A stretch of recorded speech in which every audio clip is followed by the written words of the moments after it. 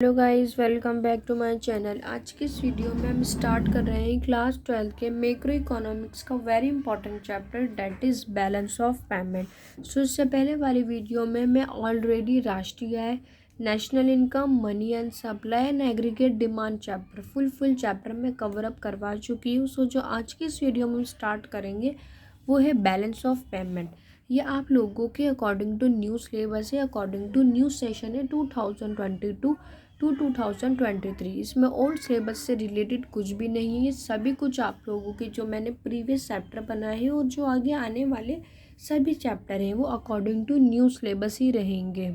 So basically according to CBSE guideline ये आप लोगों के एग्ज़ाम में 6 मार्क्स को कवर अप करेगा। तो हम इसमें हर एक टॉपिक को स्टडी करेंगे कि एग्ज़ाम में ऐसा कोई सा भी क्वेश्चन ना हो जो हमें ना आता हो। सो बेसिकली हम बैलेंस ऑफ पेमेंट को बहुत अच्छे से बहुत ध्यान से समझने की कोशिश करेंगे। सो आप लोग इसे बहुत अच्छे से नोट डाउन करते रहना ताकि आप लोगों को ये याद रहे जब आप लोग इससे रिवाइज करो। सो आप लोगों को इसे बहुत ध्यान से समझना है। तो सबसे पहले हम स्टार्ट करते हैं बैलेंस ऑफ पेमेंट। तो बैलेंस ऑफ पेमेंट भुगतान शेष को समझने से पहले मैं आप लोगों को समझाऊंगी बीओटी। अब ये बीओटी क्या होता है? ये होता है भुगतान शेष व्यापार। बीओटी क्या है बच्चों? भुगतान शेष व्यापार। भुगतान शेष व्यापार का फॉर्मूला क्या होता है?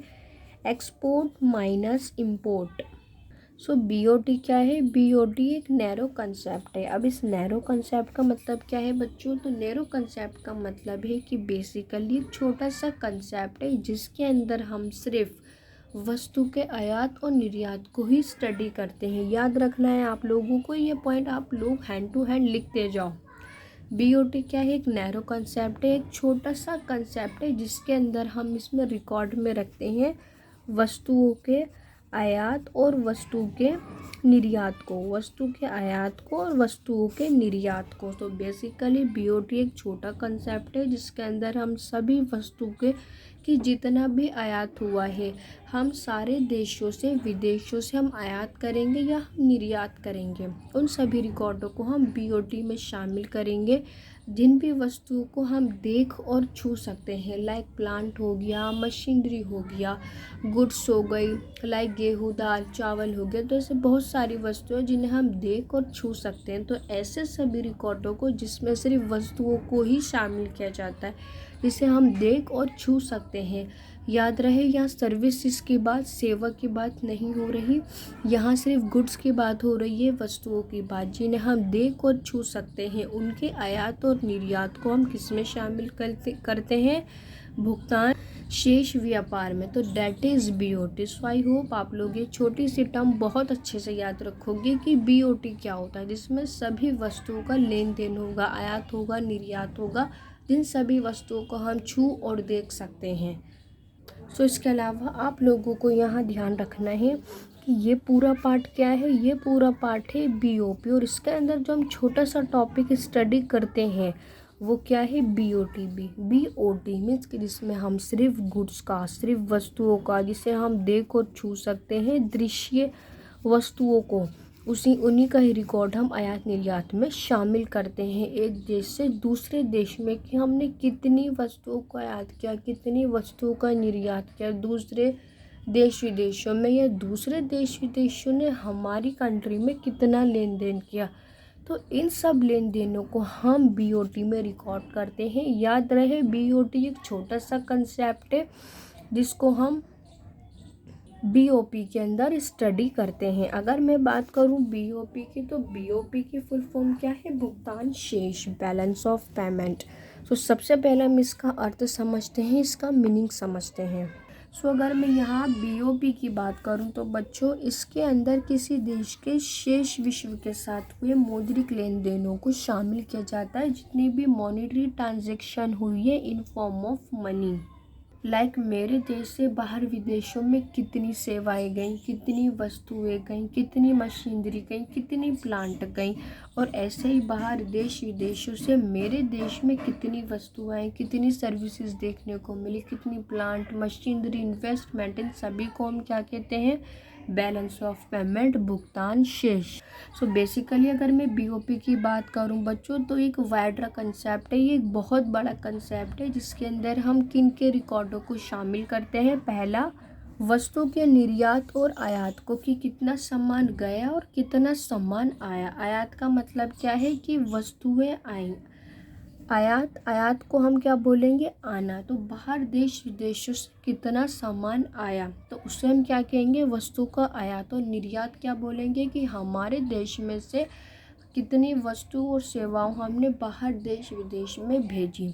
डेट इज़ वस्तु का निर्यात और आयात। अभी वस्तु का निर्यात और आयात को हम क्या कहते हैं, इन्हें हम दृश्य मदे भी कहते हैं। मीन्स कि जिन वस्तुओं को हम देख सकते हैं, लाइक प्लांट हो गया, मशीनरी हो गया, हवाई जहाज़ हो गया, चावल रोटी गेहूं हो गया, तो ये सारी वस्तुएं क्या है, इन वस्तुओं को हम देख सकते हैं जिन्हें हम दृश्य मदे कहा जाता है। वेरी इंपॉर्टेंट पॉइंट कि वस्तु के निर्यात और आयात को हम क्या कहते हैं, दृश्य मदे कहते हैं जिन्हें हम देख सकते हैं। और दूसरा क्या शामिल किया जाता है इसके अंदर, सेवाओं के निर्यात और आयात को जिन्हें हम नहीं देख सकते, लाइक टीचिंग सेवा हो गई, लाइक डॉक्टर की सेवा हो गई। ऐसे में बहुत सारी सर्विसेज देखने को मिलती है जिन्हें हम नहीं देख सकते, तो इन सेवाओं को हम क्या कहते हैं, अदृश्य मदे कहा जाता है। अब सेवाएं क्या होंगी, अब सेवाओं को हम खरीद भी सकते हैं और हम बेच भी सकते हैं।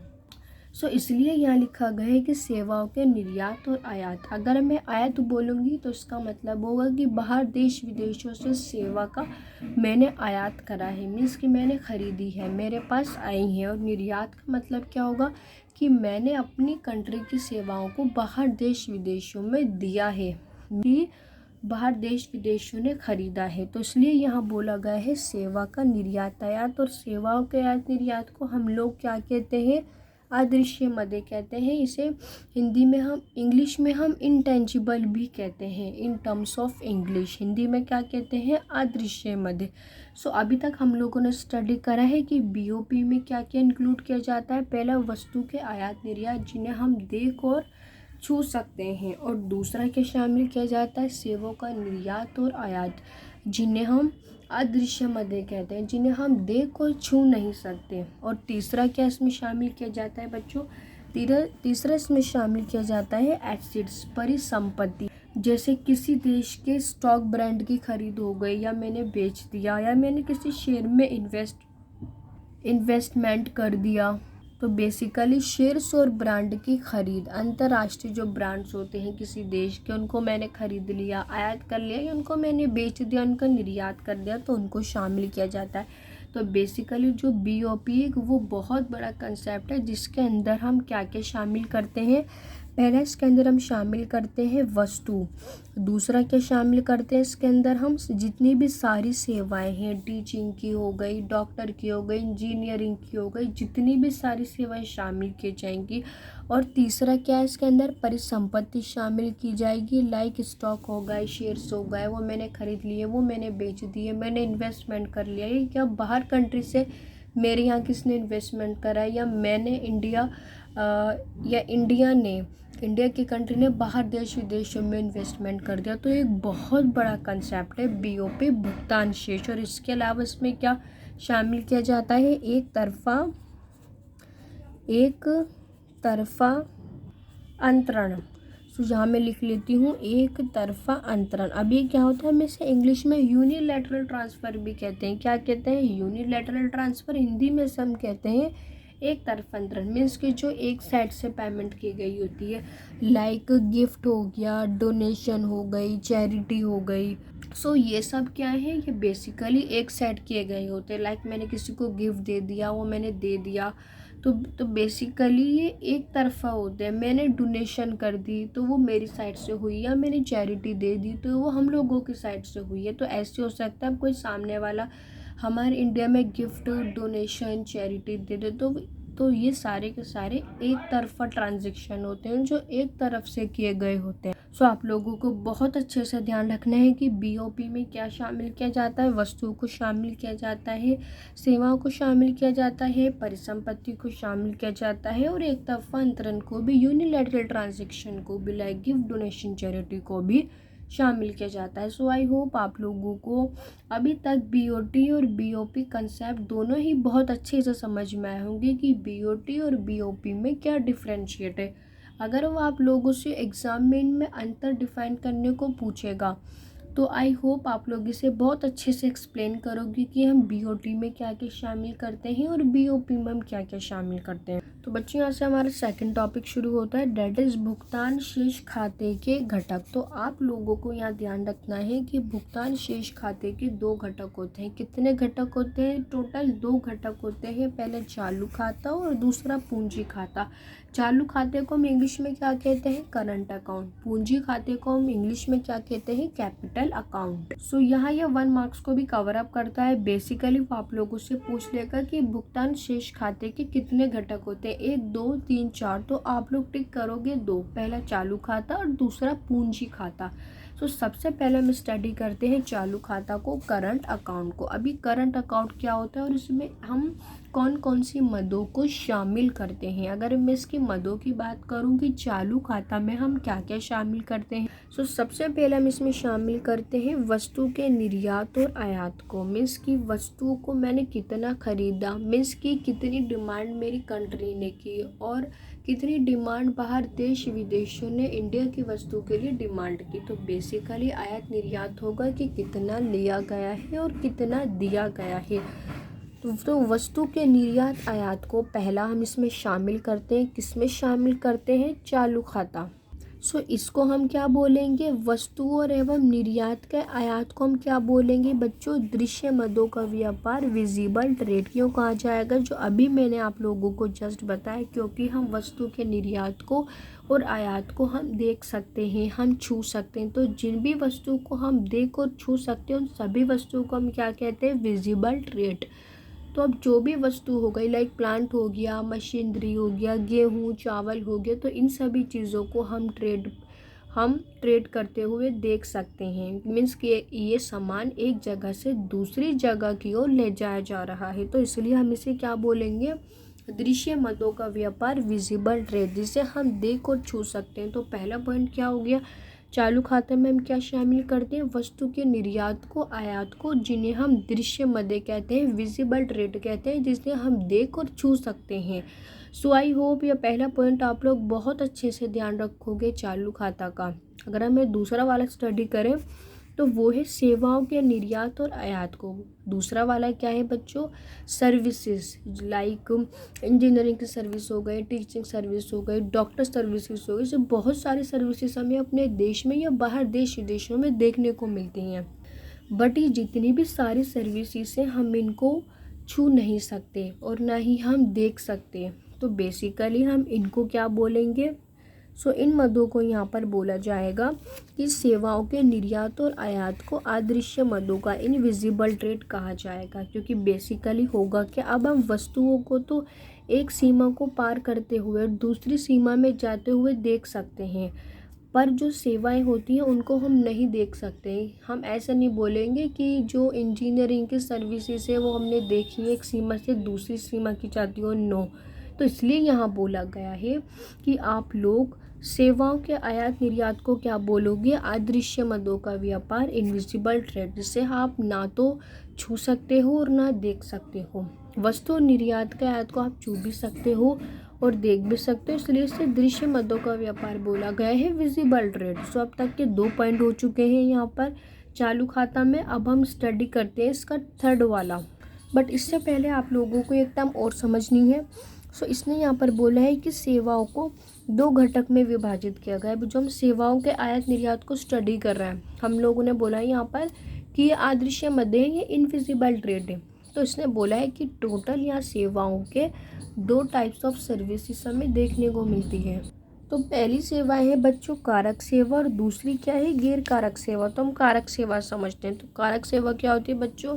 जैसे लाइक कि एक व्यक्ति मजदूर श्रमिक है और वो अपनी मेहनत दे करके पैसे को कमा रहा है। मीन्स कि उसने मजदूरी की सुबह से लेकर के शाम तक, देन उसके बाद उसने अपनी सेवाओं देने के बाद इनकम को अर्न किया है, पैसे को कमाया है। तो उसे हम क्या बोलेंगे? कारक सेवा है। अभी गैर कारक सेवाएं क्या होती हैं?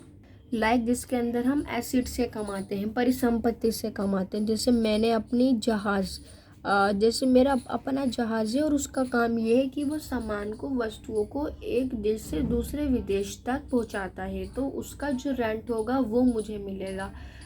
मेरी एक कार है और उसको मैंने दे रखा है रेंट पर। मेरी बिल्डिंग है, तो ऐसे मैंने बिल्डिंग को दे रखा है रेंट पर, तो मैं एसिड से कमा रही हूँ। मुझे बिल्डिंग से मिलने वाला किराया, जहाज़ से मिलने वाला किराया, कार से मिलने वाला किराया, तो उसको हम क्या कहते हैं, गैर कारक सेवा। इसके अंदर बैंकिंग बीमा को भी शामिल किया जाता है।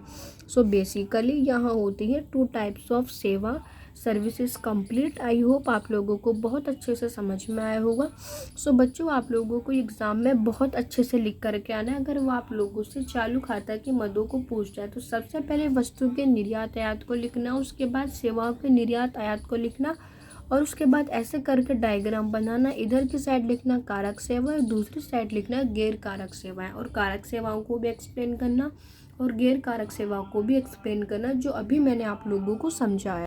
एंड देन बच्चों, यहाँ लास्ट वाला टर्म इसमें हम क्या शामिल करते हैं, यूनिलैटरल ट्रांसफर, जिसे हम एक पक्षीय अंतरण भी कहते हैं। अभी एक पक्षीय अंतरण क्या होता है, जो अभी जस्ट मैंने आप लोगों को बीओपी में स्टडी करके बताया। जितनी भी एक तरफा ट्रांजेक्शन की जाएंगी बच्चों, गिफ्ट हो गया, डोनेशन हो गई, चैरिटी हो गई, तो बेसिकली ये एक तरफा की जाती है, जिसे हम क्या कहते हैं, एक पक्षीय अंतरण, और इंग्लिश में क्या कहते हैं, यूनिलैटरल ट्रांसफर। सो बच्चों, अब हम इसे एक बार स्ट्रक्चर के थ्रू समझते हैं, जो आप लोग एग्ज़ाम में बना करके आओगे। सो ये वाला चार्टर जो आप लोग एग्ज़ाम में बना करके आओगे, सो बेसिकली ये सब वही है जो अभी मैंने आप लोगों को समझाया। तो सबसे पहले हेडिंग क्या डालोगे, भुगतान शेष के चालू खाते की घटा, क्योंकि हम यहाँ भुगतान शेष के किसकी बात कर रहे हैं, करंट अकाउंट की, चालू खाते की। तो चालू खाता लिखेंगे। उसके बाद इसमें हम लिखेंगे दृश्य मध्य और अदृश्य मध्य। दृश्य मध्य कौन सी होती है, बेसिकली वस्तु, जितनी भी वस्तु का निर्यात हो गया, आयात हो गया, उन सबको हम क्या बोलेंगे, दृश्य मध्य। एंड देन नेक्स्ट वाला क्या है, अदृश्य मध्य, जिसे हम क्या कहते हैं, सर्विसेज। जैसे आप लोग छू और देख नहीं सकते हैं। सो बेसिकली वस्तु का निर्यात और वस्तु का आयात क्या है, दृश्य मदों का निर्यात और आयात, जिन्हें हम देख भी सकते हैं और छू भी सकते हैं, गेहूँ, चावल, plant, machinery. And then next वाला क्या है, अदृश्य मध्य, जिसे आप लोग ना देख सकते हो ना छू सकते हो। फर्स्ट वाला क्या दे रखा है, कारक सेवा, दूसरा वाला गैर कारक सेवा है, तीसरा वाला क्या दे रखा है, चालू हस्तांतरण, यूनिलैटरल ट्रांसफर, एक तरफा अंतरण। तो फर्स्ट वाला समझते हैं, कारक आय वाला भी। कारक सेवाओं वाला क्या होगा, जिसके अंदर आप लोगों ने अपनी मेहनत से दिन से लेकर के शाम तक आप लोग लगे हुए हो अपनी सेवा देने के लिए, तो आप लोग अपनी सेवा दे रहे हो, तो उसके बदले में आप लोगों को क्या मिलेगी, पेमेंट मिलेगी। तो वो क्या कहलाता है, कारक आय, कि आप अपनी कारक आय दोगे और उसके बदले में आप लोगों तो उसके बदले मौद्रिक लेन देन होगा। फिर क्या है, गैर कारक सेवाएं, मैंने अपना कार रेंट पे दे रखा है, बिल्डिंग रेंट पे दे रखी है, जैसे मेरा जहाज़ है, उसका काम है वस्तु को एक देश से दूसरे देश तक पहुंचाना। तो मैं अपनी गैर कारक सेवाएं दूंगी और उससे उत्पन्न होने वाले मौद्रिक लेन देन होंगे। एंड देन लास्ट वाला क्या है, चालू हस्तांतरण, मैंने किसी को उपहार दिया, डोनेशन दी है, चैरिटी दी है, तो इसको हम क्या बोलते हैं, एक पक्षीय हस्तांतरण, मीन्स कि यूनिलैटरल ट्रांसफ़र। आप लोगों को ये दोनों टर्म में लिखना। आप लोग इसे हम एक पक्षीय अंतरण भी कहते हैं, हम इसे मुफ्त हस्तांतरण भी कहते हैं। सो आप लोगों को ये एग्ज़ाम में पूरा डायग्राम बना करके आना है बहुत अच्छे से। सो आई होप बच्चों, आप लोगों को आज के इस वीडियो में बहुत अच्छे से समझ में आया होगा कि बीओटी क्या है, बीओपी क्या है, हम बीओपी में कौन सी मदों को शामिल करते हैं, और इसके अलावा इसके चार्ट को। सो जिसके अंदर हम पहले दृश्य लिखते हैं, फिर अदृश्य लिखते हैं। अब अदृश्य मदें कौन सी होती हैं, जिन्हें हम देख और छू नहीं सकते, कारक सेवाएं हो गई, गैर कारक सेवाएं हो गई, और चालू हस्तांतरण हो गई। जैसे मैंने डोनेशन कर दिया, आर्थिक सहायता दे दी, मैंने चैरिटी दे दी, तो बेसिकली इनको हम अदृश्य मदें कहते हैं। और दृश्य मदें क्या है, जिन्हें हम देख और छू सकते हैं, उन वस्तुओं का आयात और निर्यात क्या कहलाएगा, दृश्य मध्य। सो बच्चों, आई होप आप लोगों को आज के इस वीडियो में सारे ही कंसेप्ट बहुत अच्छे से समझ में आया होगा। सो हाँ, अब हम मिलते हैं नेक्स्ट वाली वीडियो में, जिसमें मैं आप लोगों को समझाऊंगी आगे के नेक्स्ट टॉपिक को। सो जब तक के लिए गुड बाय।